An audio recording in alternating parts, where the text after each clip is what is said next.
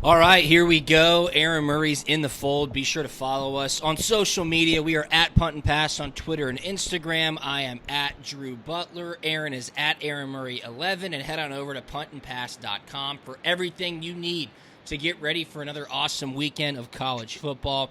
Murray, it's Friday. We had to delay our Punt and Pass publishing by one day because of the craziness that happened Wednesday afternoon when it was reported that Nick Saban has COVID, and so does Alabama's athletic director, Greg Byrne. Good news, great news.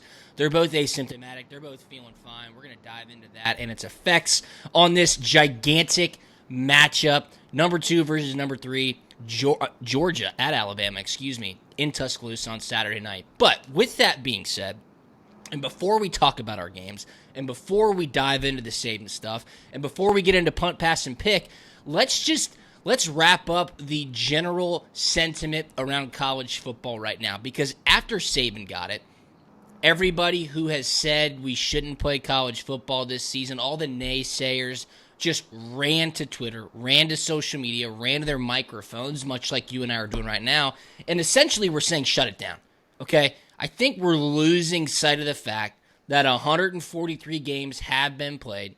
No players have been hospitalized. I'm not even aware of any players having serious symptoms. And I think after this weekend, 30 games have been canceled, Aaron. Does that sound right? Yeah, I mean the amount of games that have been played here, and obviously we focus a lot on the SEC, but go to these other conferences that have been playing for 2 or 3 weeks longer than what the SEC was playing for. I mean, there's been a lot of really good football, a lot of great football, and listen, for anyone to think that there wasn't going to be any slip ups, any cancellations of games, you're just crazy. I mean, there is a reason why they baked in these bye weeks, Yeah. and there's a reason why they're at least the SEC an all SEC schedule. They knew there was going to be issues along the way. They knew there were going to be coaches and players and people within the facility that come down with COVID, and they're going to have to do a little bit of a shuffle. So I don't think it's anything to worry about. Like I said, I've been really pleased with the fact that we've been able to get through as many games as we can. And I think right now, going to Florida this weekend, that football game that was postponed. Then obviously the Nick Saban news. I think maybe this was just a little bit of a wake up call, Yeah. not just the SEC, but for the country and for those conferences that are going to be playing here in the next couple of weeks, Mountain West, Pac-12, the Big Ten. That, hey, listen, we're still a long way to go, Mm-hmm. and you just can't relax right now. I mean, if you want to be able to play a full season, this is something that you're going to have to be on top of until December, until January, until February, until we find a vaccine. So, like I said, I just think this week maybe was a wake-up call for a lot of the SEC who thought that everything was just going great. We're just going to continue to play football and not have to worry about this COVID thing. And no, there still is a worry, but I still am very confident that we're going to continue this season. The season will be fine. We just got to get back to making sure we're doing the right things. Yeah, it's definitely a wake-up call, and that's fine. I mean, the NFL had one as well, and that's what you just said it.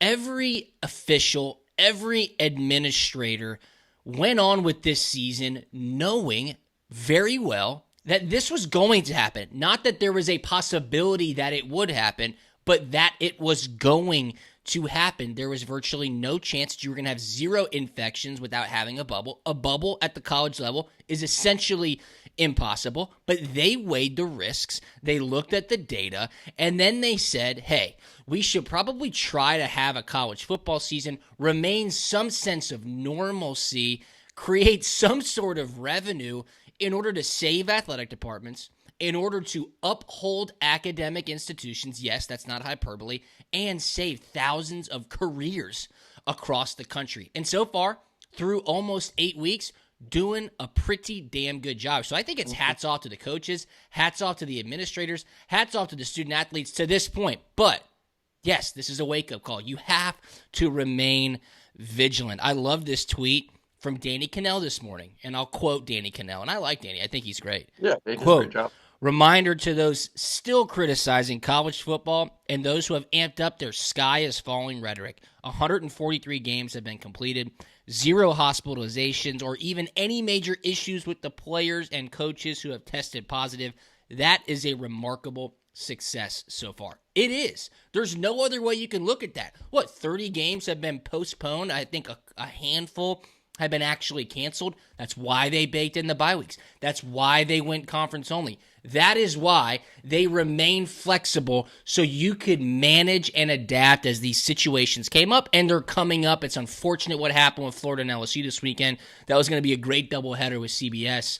I think as teams can stay flexible with moving games week in and week out, depending on what's happening with COVID, TV networks should be flexible by moving some games to fill the day on Saturday. Like, there's such a packed slate at noon. We need to move some of those games to 3:30, but what do I know? I'm just the smartest guy in college football, right? I mean, what are we even talking about? All right, let's talk about Coach Saban. So the news broke Wednesday afternoon. I thought it was a rumor at first. I mean, you got to double-check everything, right? Especially with the build-up for this Georgia-Alabama game. Nick Saban's 21-0 against his former assistant coaches, and Kirby's going to try to knock him down, and then boom. I think it was like 5 p.m.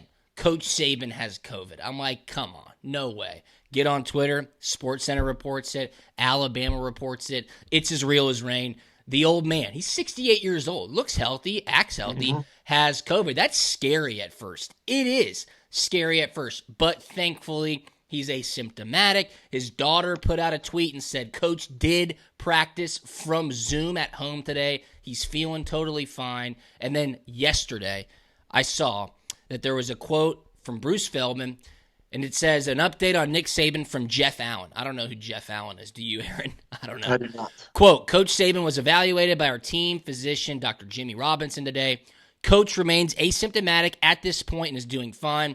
He is continuing to self-isolate and will remain in the SEC testing protocol while being evaluated daily. What's crazy here, though, Aaron, is that none of the players tested positive, and they get tested daily. So, game on as far as I'm concerned. And it sounds like Friday at 9:15 a.m. on October 16th, the game's going to be played tomorrow evening, barring any crazy circumstances that come up later on today.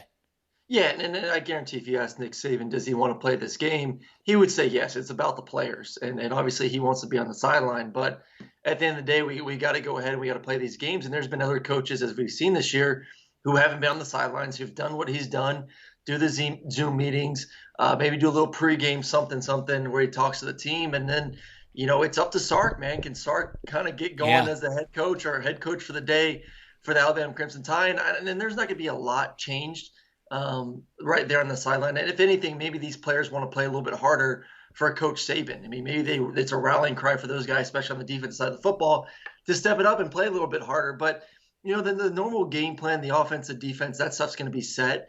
It's really going to be situational football, which is going to be a little bit different because every head coach, calls it a little bit differently. I mean, you can go over it all week with Coach Saban. Okay, it's fourth down at the plus 40, we're going for it, or it's fourth down at the plus 38, we're going to punt it. I mean, these are certain situations, but also the games are you don't know what the game's going to be like. I mean, you may be down 14 points, you may be up 14 points. Yeah. Where all of a sudden that changes of mindset of going for it or not going for it, using a timeout, not using a timeout at the end of the half, end of the game. So those certain situations, every coach has their own spin on it. Like I said, you can talk to Saban as much as you want to get his opinion on it pregame. But like I said, you don't know how the game's going to shape up. You don't know what's going to be like, the atmosphere, the energy, the emotions of it. So that's going to be the challenge for Sark during that game Saturday night, and we'll see how he calls those situations. Yeah, and make no mistake, like there are certain things that have to happen. There are triggers, there are guidelines, and it is a protocol in order to cancel a football game or postpone a football game. A certain amount of players have to be infected. In certain position groups, clusters, if you will, have to be infected. Just because your head coach has it doesn't mean you can just cancel the game. I mean, Kevin Sumlin in Arizona had it. Mike Norvell at Florida State had it. They still played. Who else had it? I'm trying to think of another head coach that had it, Aaron. There's been a handful. I want to say 4 or 5. Yeah, there's been a handful. And shit, the national news didn't cover it like Coach Saban. They're probably sitting around going, where's my shine at? But if Alabama, and I still feel this way, and, put my tin hat on, call me a conspiracy theorist, whatever. If Alabama wants this game to be canceled Saturday night, they will damn sure get it canceled. Believe me when I say this. If Nick Saban and athletic director Greg Byrne feel it in their heart that it's in their best interest to postpone this game, they will call Birmingham, they will call Greg Sankey, and they will push for this game to be postponed. And guess what will happen? The game would be postponed because they call the shots. It's as simple as that. I'm shocked it hasn't happened yet. We still have time. That could be a decision that's made in just a few hours from now. The great story is going to be, Georgia beats Alabama minus Nick Saban. Fast forward SEC championship game, the return of Saban to get his revenge since he missed the game. I mean, that's just a super sexy storyline. So that's why, they're not canceling the game. And like I said in my original comment, Nick Saban does not want to cancel this game. Listen, okay, I like that. They have the SEC West wrapped up. On lock. There's no doubt in my mind. This game, you want to win it. You want to go undefeated. Yes, I completely understand that. They're going to win the SEC West. There's no one in that side of the division that can beat Alabama at all. Yep. They already took care of A&M, and all of a sudden now A&M's the second best team in the West as we head into this fourth week of SEC football. So, they are going to be in the SEC championship game. They will get another shot at the Dogs or Florida. And all that matters is that you win in Atlanta. And if you win in Atlanta, you're in the playoffs. So that's why I just don't think that they care that much. One, they're at home. One, they have a good football team. And two, like I said, if they win or lose, they're still going to be playing in Atlanta. And that's where the real money is. No doubt. And you said it. You have to win in Atlanta, unless you're Alabama, of course. If Alabama were to win this football game against Georgia and then lose in lose in the SEC championship game, of course they could still get into the I would say the same thing's true for Georgia. Though. I don't think so, and this is why. Georgia's 10-0 and loses a game to Alabama in the SEC championship game. I would say Georgia would be in too, because who else would you put in ahead of them? The Big 12's out. Pac-12, unless someone balls out in that league, they're not in. Yeah. There's going to be 2 SEC teams in. Unless Cincinnati rolls and goes undefeated, there's no one else to put in but 2 SEC teams. All right, and here's why I say this, and I read this in the Poor Man's Game Notes yesterday. Shout out to Ryan Skates, great friend of the podcast. Go subscribe to the Poor Man's Game Notes. He said it perfectly. He said if Georgia wins tomorrow and loses to Alabama in the SEC championship game, we will wake up that Selection Sunday, and Kirk Herbstreit will be on ESPN saying, well, Georgia beat Alabama, but Nick Saban wasn't there, and the quality win, and they will play down this Georgia victory any way they see fit to try to finagle Georgia out of the college football playoff if they don't win the SEC championship. I think every Georgia fan feels that as well. It's unfortunate Coach Saban won't be on the sideline. It's clear that he won't be able to have any telecommunication from outside the stadium to the sideline, which is fine. Again, that's SEC guideline. Who cares at this point? But if Georgia wins, when they win, it will be played down after the game. It will be played down weeks after the game. It will be played up before the SEC championship game. Well, Georgia, they didn't beat Alabama with Coach Saban, and this will be so different. And Alabama's looking for revenge, and Coach Saban still has a perfect record against his feet. It's all bullshit. And that's what's going to happen. It's just crazy to me, Aaron. Do you agree with me, at least to a sense, on that point? I totally hear you when you say 2 SEC teams are primed to get in the college football playoff, but I just see that storyline lingering around and kind of percolating all the way to SEC championship weekend. Granted, Georgia makes it to the SEC championship. Yeah, the excuse is going to be Nick Saban wasn't. If Georgia does win the game tomorrow night, the excuse is going to be that Nick Saban wasn't there. And listen, it's a valid excuse. He's the greatest coach of all time. I agree with you. Having him on the sideline and having him not on the sideline. Just his presence alone it's great for those players. There's a reason why kids go to Alabama. Yep. They want to play football for Nick Saban. Exactly. Because he is the best. He's going to win championships, and he's going to put you in the NFL draft. So to not have him on the sideline is going to mess with those kids a little bit. So, yes, it is an excuse. I think it is a valid excuse. But at the end of the day, I think Georgia, if they win, you can't say that, Alabama's a better team than Georgia. If they had Saban, they would have won the football game. I think Nick Saban on the sideline, and you and I had talked about it earlier in the week, I still think Georgia could possibly win that game, even with Saban on the sideline. Of course. Being on the road. So it is an excuse. It will be used as an excuse, but I still am a believer that that there's a really good chance this year, like a 75% chance, that you're going to get 2 SEC teams in. Okay. So I like that. Unless Georgia wins this game and then loses to Florida, um, or loses somewhere else along the way and still goes to the SEC championship game and then loses to Alabama. And if you have a two-loss East team, then it gets a little hairy about two SEC teams in. But if Georgia takes care of business, loses an SEC championship game, I'm telling you, two SEC teams will be in the playoffs this year. All right. I mean, again, I like hearing that. I was shocked to see that Vegas thinks Coach Saban's presence on the sideline was worth 3 points. Some even said 3.5 points. It was initially taken off the board.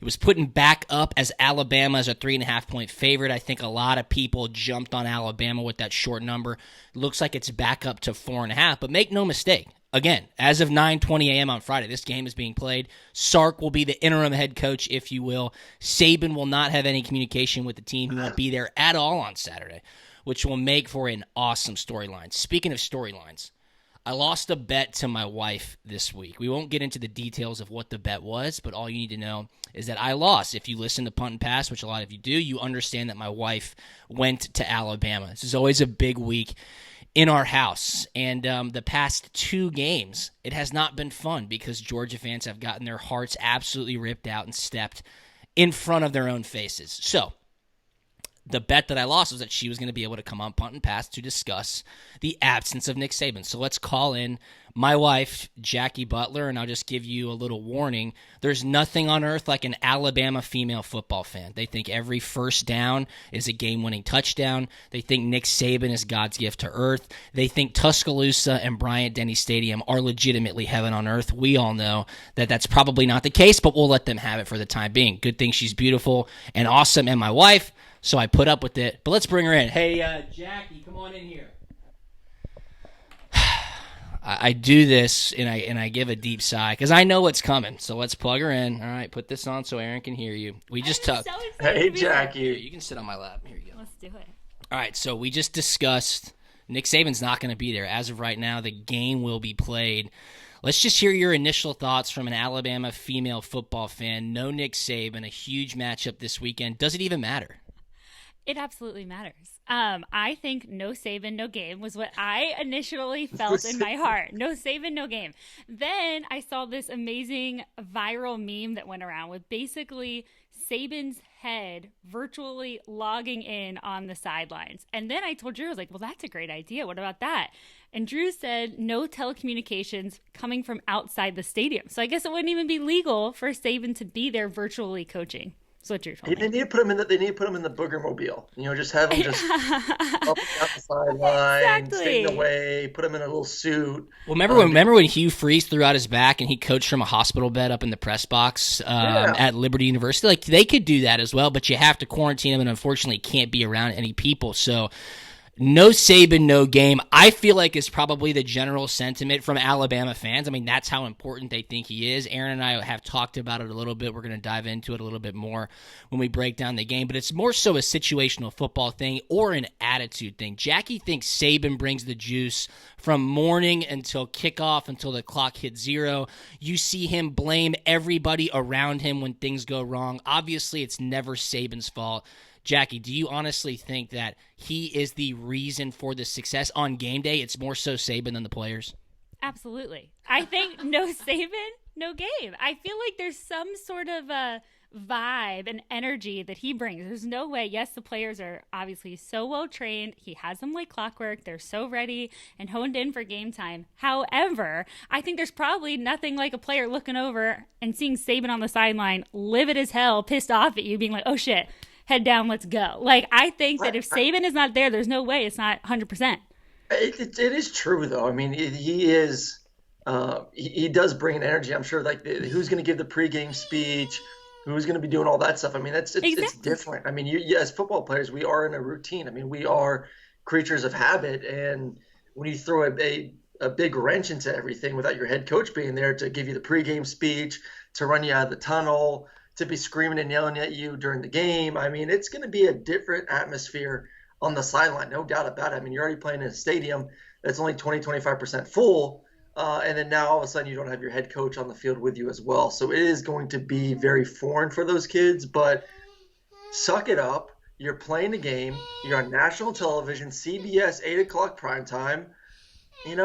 make it happen. Suck it up. Let's go. All right, so our 2.5-year-old daughter has just walked into the room. It's time for breakfast. I need your official prediction for the game. Who's going to win? What's the score? Oh my gosh, I mean, I didn't know I was going to be doing a prediction. What's I just up? wanted to come in here and talk some shit. I'm just so happy to be here. I mean, I've been asking for 4 years now, and Let's Drew go. will not let me. I had Prediction. to ask Better Aaron come for Murray, me. the producer Better over get here, to Sharon. let me on. I know. I want Sharon. Sharon's awesome. Prediction, I think Alabama's going to win by 2 touchdowns. Alabama by 2 touchdowns. Oh, There my you God. go. All right, well, Jackie. I Why you're honestly, not allowed on the podcast? I honestly have zero. Craziness. I have zero clue. I do hope we win. All right, well, Jackie, we love you, and thank you for your support as always. Honestly, really quick question. Do you think Georgia fans are happy that Saban's not going to be there? No, because I think Georgia fans felt like they could win this game, so they don't want to hear the excuses. Yeah, I agree. Gotcha. We All just right. talked about that. Great job, Jackie. Roll Thank Tide, you. great podcast. Thanks for having me on. All right, Jackie Butler makes her punt and pass debut, I think, in typical Jackie Butler fashion, if you know her. Those are her real feelings. That was not generated for the podcast, I can promise you that. So let's start diving into these games. Before we do, though, we need to tell you about our friends over at Prize Picks. Be sure to download the Prize Picks app. Go to prizepicks.com. Use the promo code PUNT to get a 100% instant deposit match on your first deposit up to $100. Prize Picks is the simplest fantasy game on the market. It is as simple as that. I played it all last weekend. I got people texting me, calling me, give me the Prize Picks promo code. It's fun. It's easy. You add 2 players, 3 players, 4 players. You can 10x your money. It's real cash. And they allow mixed sport entries, which is the best part. College football, NFL, Major League Baseball. Braves are in the NLCS, little 3-1 lead. Go Braves. It has been so fun to watch. So download the Prize Picks app. Use the promo code PUNT. Go to prizepicks.com. PUNT is the promo code. It has a slick and easy-to-use mobile app, both available in the App Store and on Google Play. That's Prize Picks. Download it, rate, review, and subscribe it. Use the promo code PUNT. We're going to give you a couple of player predictions here in just a little bit for Aaron and I on Prize Picks. All right, let's dive into these games real quick. Again, huge bummer Florida LSU got postponed, but they'll get that in later on in the season. 3 great games at noon. Let's start with one that I think is going to have a lot of implication in the SEC East, especially Kentucky travels to number 18 Tennessee. Look, Tennessee, it was what it was last weekend. It was a tale of 2 halves for them. Kentucky finally got on the board with the win at 24-2 against Mississippi State. I don't think Tennessee can allow Georgia to beat them twice. Your thoughts on this game, Aaron? Yeah, I like this Kentucky football team. I think Kentucky should be 2-1 right now. And right now, Terry Wilson's playing really well. He's running the ball effectively. They got some great backs back there. But I just think Tennessee has some confidence, even coming off the loss last week to Georgia. I do feel like they think that they are still a very good team. I think they're a good team. People want to be, all week I heard, Garantano played like Garantano. I thought Garantano played fine last week for Georgia. I honestly did. I mean, this is an elite defense that Georgia had. And on the road, I think if anything, it was the offensive line who really struggled against the Dogs, giving up sacks, not being able to run the football. So I like Tennessee. I think the offensive line steps up and plays better again this week. I think they run the ball. And then defensively, they're good. They're just going to have to find a way to slow down that running game of Kentucky. But games at home should be some energy. Like I said, I think that team is feeling good even after the loss last week. So I like Tennessee in this one. We're picking points here. What's Tennessee's a 6-point favorite. I'll take it. Okay. I'll take it. Give me Tennessee. Yeah, I'm taking Tennessee as well. Like you said, if this team has made the strides that it seems like they have, Tennessee being, they should be able to regroup, especially with the leadership they have. Jeremy Pruitt's in his 3rd year. Garantano has played well besides the second half last week, careless with the football. Look, offensive line, you've been challenged. Can you remain consistent at home? This is a big rivalry game. I'm telling you right now, Tennessee and Kentucky do not like each other. Establish the run game. This should be the 3rd team in the SEC East right now. Yeah. This is big. And when again, their best team. And again, I think Tennessee could beat Florida at the end of the season. I really do. And that could happen depending on just how the rest of the season goes. Obviously, nobody knows at this point. But if Tennessee has made the strides that a lot of people think they have, they should be able to regroup and beat Kentucky by a touchdown. I'm on the same side as you. I'll lay the 6 points.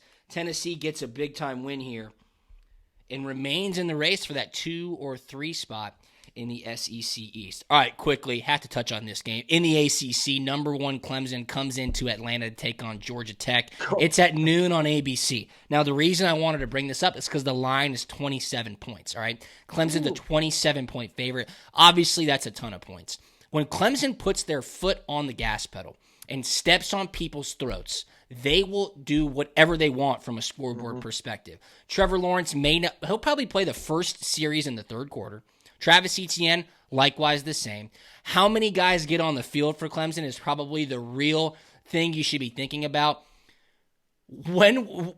27 is a great number because at the end of the game, it's going to be the third stringers and the walk-ons against Georgia Tech, and only who knows what the score will look like. So do you think Clemson covers 27? These are such tough lines to pick. That's why I wanted to throw it into Punt, Pass, and Pick. Listen, and I've spoken well of Jeff Sims, the quarterback for Georgia Tech. I think the kid has talent. I think the kid – And Tahir Gibbs, the running back. He's going to be a good quarterback. Yeah. But, I mean, it's just – this is the toughest defense he's going to face. This is the fastest defense he's going to face. They're deep. I think it's going to be a lot for him. I mean, he's a great athlete, but it's going to be shocking to him when he goes to take off and run and he's seeing defensive ends and linebackers that can keep up with him at times. He's going to be like, oh my goodness, like this is big time football right now. So, I like him. But I just think Clemson is just too fast on the defensive side of the football. They're too good. And then obviously Trevor Lawrence, Etienne, Rodgers, everyone on that offense is just going to have their way, and they're going to have their way with everyone they face this year. So I'm going to take Clemson with the points here. I just think they showed a lot last week, not just the offensive side of the football, but just mostly the defensive side of the football that really excited me even more about this Tiger football team. I'm going to take Georgia Tech plus 27. I mean, I just don't know. Clemson against inferior opponents, and in a situation like this where it's an early game, they're going to get a huge lead. They're going to pull everybody with 10 minutes left in the third quarter. Just the depth on the defense, though, I mean, their twos are damn good. I mean, they're rotating those guys the entire football game. So I just feel, like I said, I feel confidence in Clemson's second team. Yeah, of course. Defensively, because they're all 4- and 5-star guys, and they've all played a lot already this season. So, I mean, obviously there is a drop, but that drop is still a really good defense with the twos in there. Yeah, I'm thinking more of the threes and the walk-ons. And I love the third-teamers and the walk-ons. I mean, that's who I was on the bus with and on the plane with during all my time at Georgia, because the specialists hang out with the third-teamers and the walk-ons. I love you. I just don't know if they're going to be able, because I think Tech will want to put points on the board, somehow keep some sort of juice. So I'll take the 27. You know what? And I hate taking Georgia Tech, but that's where I'm at right now. That'll be a fun game to kind of thumb through. All right, this game should have been moved to 3:30. It should have, especially after everything that happened. Number 15, Auburn, heads to Columbia to take on South Carolina. Auburn's a 3-point road favorite. These two teams seem to be trending in different directions. A lot of question marks around Auburn. Gus Malzahn, the usual whispers that you hear week 4, week 5, every single season seemingly. But South Carolina, I think, is a revitalization on the offensive side of the ball. Seems like the players are responding well to Coach Bobo. Seems like the fans are liking the pace and tempo that the South Carolina offense is playing with. This could be a fantastic victory for South Carolina to kind of hang their hat on, get a top 15 win, and keep chugging along through this season. Yeah, I like South Carolina in this game. Auburn right now should be 1-2 and maybe 0-3. I mean, they're very average on both sides of the football, and they're not bad. I just don't think they're great. I think South Carolina, even their 2 losses this year, has played well. I agree with you. Bobo has really got that offense going with Colin Hill. Shi Smith is an absolute stud. Teams have been really struggling to kind of match up with him because Bobo does a great job moving him around. And then the game's at home as well. So I like South Carolina. I think South Carolina wins this football game and gets to 2-2. Like I said, mostly for the fact that I just don't think Auburn is anything really special this season. Yeah, I think I'm on the same side as you here. I think South Carolina is going to be playing with more urgency in this football game. Like you said, I mean, the debacle of the end of the game between Auburn and Arkansas last week was mind-blowing. They know they stole one away. Give big ups to Anders Carlson, who made that field goal to win the game. I mean, he could have missed it, and they really could have lost it. But I think the urgency, a hungry dog runs faster. I think South Carolina wins this game, and especially getting 3 points at home. Give me a live home dog. I love the points here. I think South Carolina could win outright. Yep. How come people are tweeting at me, Aaron loves Bo Nix, Aaron and Bo Nix? But I know you love a lot of quarterbacks, but I think Bo Nix has played well this year. he's certainly gotten better. He's gotten better. Like I said, I think both sides of the football for Auburn are good. I just don't think either side is dominant. You know, they're just not dominant offensively, defensively. But like I said, I think Bo Nix, as to me, is taking a step forward this year. Obviously, I really like Bigsby, their running back. They got some good receivers for Auburn. Offensive line's a little bit of a question mark. Defensive line's a little bit of a question mark. And you have to play well in the trenches, as we know in the SEC, if you want to be a dominant football team. And they just are not very dominant on either line of scrimmage right now. You know what? I agree with you. And Bo Nix does not deserve all of the blame. And I will stand in the foxhole with you and take fire because you've said it all season long. Guys, it's not always the quarterback. You can't blame everything on the quarterback, and I do agree to that to a point. But Drew, you can praise the quarterback for all the wins, though. Okay, now that that's been cleared up, I definitely understand where you're going with that one. But Bo Nix, I mean, offensive line haven't been playing that well. They have not been able to establish the run game. You can't just blame it all on him. Yep. And if they would have lost that game last week, you could have blamed that all on him at the end of the game. But I like South Carolina in this spot. Give me the 3 points at home. All right, one more game before we get to this Georgia-Alabama matchup. Staying in the SEC, number 11 Texas A&M coming off a humongous win against Florida a week ago, heads to Stark Vegas to take on Mississippi State, who is reeling. A&M is a 4.5-point road favorite. This game is at 4 p.m. on SEC Network. Can Mississippi State find something here? And then on the flip side, Aaron, is Texas A&M mature enough to move past a big victory last week and keep stacking wins? Well, I mean, listen, they haven't had a big win like this and definitely in Jimbo's time, really. So I do. I think there's a confidence. I think there's confidence heading for A&M heading into the season that, you know, we got a bunch of guys back from last year. We got experienced quarterback in Kellen Mond. And, you know, I think if they would have lost last week, like I said on the show, I think that would have turned the season really sour for those guys there. But the fact that they won, they have a bunch of veteran guys that have played a lot of football. I think they use that win to propel them this season moving forward. I think Kellen Mond's finally got the monkey off his back about not playing well in big-time football games.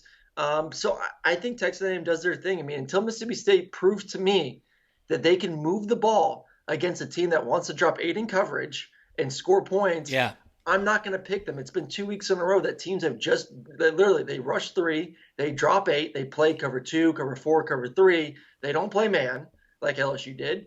And they said, if you want to beat us, you're going to have to dink and dunk it and score in 14, 15, 16 plays. And we bet you're going to screw up somewhere along the line. Yep. So until they can prove to me that they have the patience to do that, I'm not picking them. So I'm going to take A&M right here, especially with the confidence they have after last week. I agree with you. You said the patience of Mississippi State. Can you be disciplined enough to go through a 12-play, a 15-play drive, not turn the ball over, not get greedy?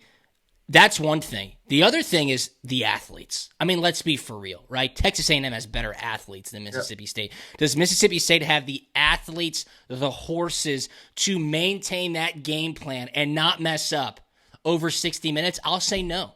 I think it goes to show how bad LSU is this year. I really do. And I keep going back to week 1. Arkansas gave Georgia a nice run. Arkansas seems to be okay. I mean, Arkansas will beat Mississippi State, right? They did. What am I saying? They already did, yeah. It's already been done. Yeah, it's already been done. I'm glad my thought process was correct on that one. I don't think Mississippi State has the athletes, has the horses to run that game plan, which has been shown to be needed to beat a team like Texas A&M. I think Texas A&M continues the momentum. Aaron and I both lay the 4.5. A&M continues to roll, and look, they have a top 5 victory. They'll probably sneak into the top 10. They're number 11 ranked right now after this week, so maybe Jimbo's starting to turn this thing around. I don't know, but we're both on the same side. I think it's more the fact that the SEC West just sucks right now. It's not good. The SEC West is terrible. I mean, the fact that LSU lost to Missouri, even though they got my boy there at quarterback, but still they can Missouri. Mississippi State's not great. Auburn's average, as we discussed. A&M, we were dogging them last week, but they still have a chance. And as of right now, are the second best team in that side of the SEC. So it's a really kooky year on that side. And I don't know if you want to compare both sides. It's kind of hard too because I guess A&M beat Florida. And I guess if Alabama beats Georgia this week, then maybe you say the West is better. I think Oh, wow. Transitive property. Like that. Like that. Yeah, you like that. But maybe the East is a little deeper from top to bottom. I don't know.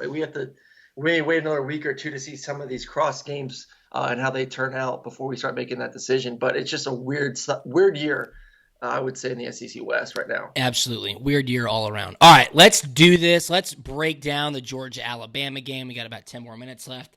I just pulled up the Prize Picks board. It's live. College football picks for this weekend, fantasy projections. Give me a couple here, all right? I'm going to throw two at you off the bat. Trevor Lawrence and Travis Etienne. We just told you they're playing at Georgia Tech. These guys are not going to see 3/4 of action. Trevor Lawrence is projected at 29.5 fantasy points. Travis Etienne is projected at 26 fantasy points.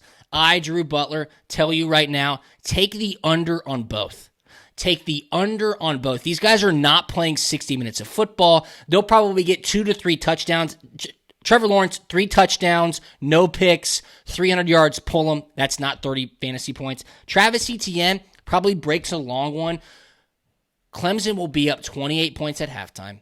They will pull everybody. I think this is a lock. Take the unders on Trevor Lawrence and Travis Etienne. 29.5 for Trevor Lawrence. Travis Etienne's at 26. I want to talk about this Georgia-Alabama game. Got some great lines here, Aaron. Give me your thoughts. Mac Jones projected at 27 fantasy points against Georgia's defense. I don't know. That seems pretty rich for my taste. Yeah, I'm with you. That's a lot going against this defense, and I think you're going to see an Alabama team that is going to at least attempt to run the football to take some pressure off Mac, because that coverage on the back end for Georgia, and we've seen that they've been able to rush just 4 defenders and play 7 guys, deep in the back end and really give some really unique looks, I would say, to quarterbacks. So it's going to be tough sledding for this Alabama team. I know they're elite on offense; they can make plays. I'm not saying they're going to be single-digit offense by any means. I think they're going to be able to score at points throughout the ball game, but I'm with you. I think that's a lot of points. I do think there's going to be emphasis to be a little bit more balanced for this Alabama team. Like I said, mostly just to take some pressure off Max, so he doesn't feel like he has to go out there and throw 4 touchdowns for them to win this game. What about Stet the Jet, Mailman, 20.5 fantasy points? I think you go over here. I think Stetson Bennett might be overlooked in this game. It's clear. Alabama's going to try to stop the run. There's no doubt about it. That is their defensive game plan. Put the game in Stetson Bennett's hands. I think Todd Monken's sitting back going, okay, I think I got a game plan to be able to maximize and optimize what we will be allowed to do. And I like the over 20.5 here for Stetson Bennett. Look, the kid is unflappable. I love his moxie, Aaron, because he plays like he doesn't care, and there's something to be said for that. He's not careless. He plays like he doesn't care. And a fine mentor of mine in the NFL, Mike Leach, who played for 16 years in the league, told me there's a fine line between caring too much and not giving a shit.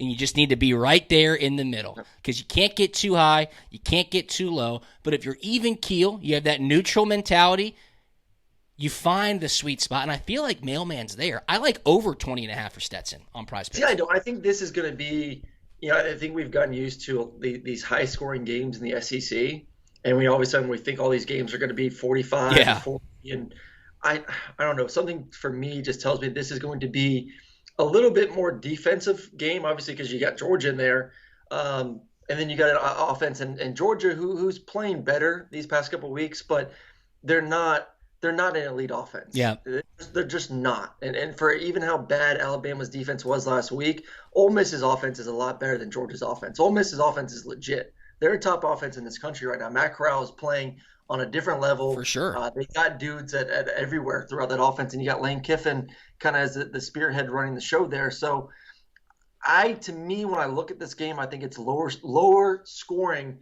than maybe what people are used to seeing all of a sudden in the SEC. So to me, that's why I don't think either quarterback hits their mark when it comes to these fantasy points right now. So I'm going to take the under.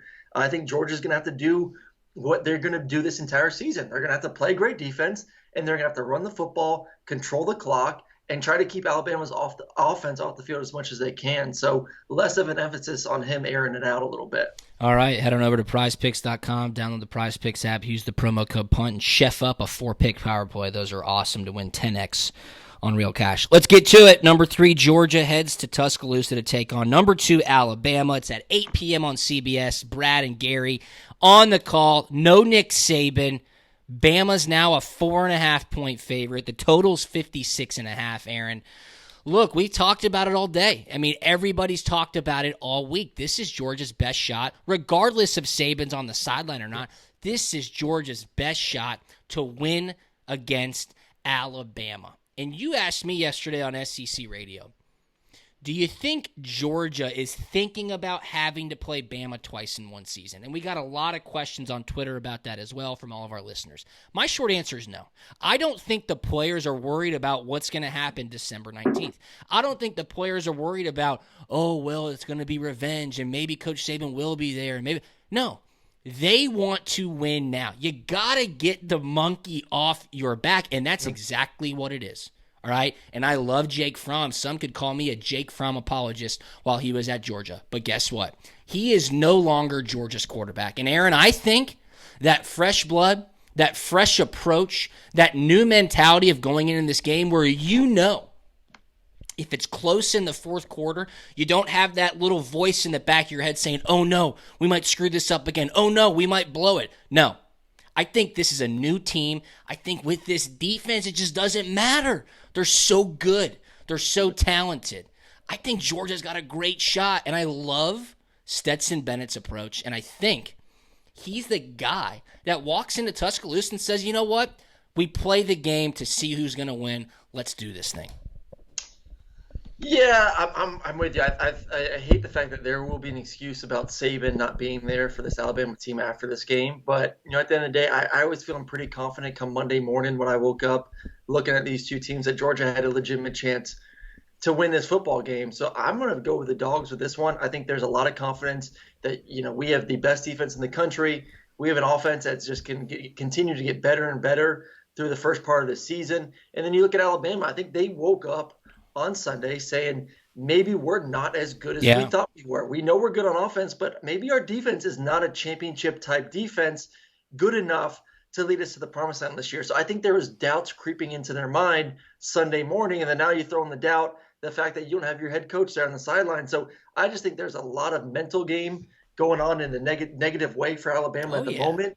I think Georgia comes in hungry. I think Georgia comes in a little bit more confident heading into this game. So I like the Dogs, man. I just love that defense. I love the way they match up on the back end, the length, the speed, the skill from the cornerback position.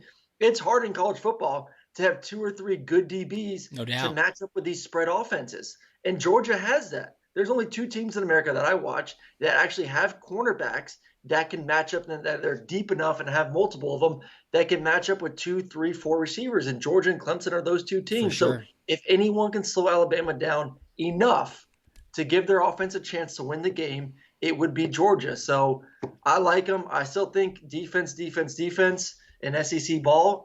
If they can take care of it on that side of the football, and Stetson can just not turn it over, and the running backs take care of the football, Jackson continue to play well, get burned the ball in space a little bit more. I like the Dogs in the road one and get that monkey off their back. All right. I'm going to talk crazy now because I was not as optimistic on Monday morning when I woke up. You heard my wife, Jackie. You hear what I have to deal with when Georgia loses to Alabama. I'm a broken man when it comes to this matchup. I really am. I watch with one eye closed. This might be the only matchup on Georgia's schedule where I do that. But I have grown cautiously optimistic as the week has gone by. Mm-hmm. And I'm going to throw this back in a historical sense. Remember what happened in 2008 when Alabama came into Georgia and flipped shit on its head and said, we're here now? Could that happen with Georgia going into Alabama saying, look, times are changing. We are the real deal. The last 5 recruiting classes, the number 1 team has been Alabama or Georgia. And I think Georgia 3-2. All right. Remember 2004? I'm going way back. And Ryan Skates from the Poor Man's Game Notes tossed me this one. 2004, LSU came into Georgia. LSU is the fresh national champion. David Green, David Pollock, those guys stomped on LSU. Huge Georgia victory. Those momentum, season-changing, program-changing wins. Is Georgia due for that? Man, I hope so. And if Coach Saban ain't there, who gives a shit? Because honestly, it's what happens on the field, and you'll probably get another chance in December. Yeah. Here's a great question from Governor Millage on Twitter. How much game day insight will Scott Cochran bring? Remember, Scott Cochran, 13 years straight, the conditioning coach at Alabama. Guy has all the details, all the insights. Now he's Georgia's special teams coordinator. I'm not so sure if there's an advantage there from a game day insight perspective, but he's going to shake it up when he walks in that stadium, which will be a blast. Think about how juiced that guy's going to be. You know, the players will feed off that energy. It's just good to have on your side, Aaron. Kirby was there forever too, so let's Yeah. not forget Kirby was part of that staff for a long, long time, and has been in that stadium a ton. So, offenses and defenses evolved. So I don't know about how much of an advantage it is to have him. So, this is just going to come down to who executes and who plays well. I mean, that's it. You have two of the top 5 teams in the country, two of the top 3 teams in the country who, going back to just fundamental football, who tackles better, as we've seen early in this season. Teams have struggled to tackle. Teams especially have struggled to tackle in space. Georgia's done it well. Alabama has not done it well. And teams that can run the football. So it still comes back to who can do the little things the right way, take care of it, tackle, block. That team will have the most success in big-time football games, and that's going to really determine this one. And then we'll throw it into special teams, the third factor. Oh, baby. A huge part in a close game. If this game's close in the fourth quarter, advantage Georgia in their punting and kicking game. It's so true. All right, this game's going to come down to the third phase. It's very evenly matched up, strength on strength, weakness on weakness.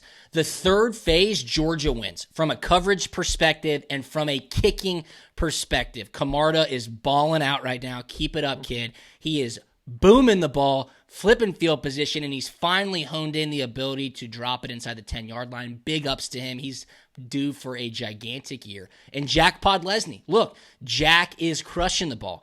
But, and I said this to you earlier in the week, Aaron, Jack Podlesny, PSA to you, my man. Let us hype you up on Twitter. Let us talk about how good you are. Don't retweet it. Don't add a caption to people saying how good you are. We know you're good, okay? And Twitter is fun as hell when you're playing good. But if you miss a kick this weekend, guess where you're not going to want to be? Twitter. No. Because people will roast your ass and you will want to delete that app off your phone. So, keep kicking great. We're rooting for you, pod. But don't put your own nickname out there. Don't retweet and caption quote tweet people saying how good you are. Let us take care of that. You just keep kicking the ball, bro, and we will support you. Jalen Waddle at Alabama, dude's a freak. Georgia has the athletes to contain him. It's as simple as that. If this comes down to the third phase and Alabama has to make a kick to keep them in it, love Georgia's chances. This game is going to be a lot of fun. Aaron and I are both taking the points. Saturday night, we will be locked and loaded. Georgia versus Alabama. It seems like it's prime time for the monkey to be stripped off the bat. Kirby gets a huge win. This program takes a giant leap forward, and the SEC may be put on notice. But, Aaron, it is what it is, man. No Saban, huge top 5 matchup, top 3 matchup. Give me your last thoughts.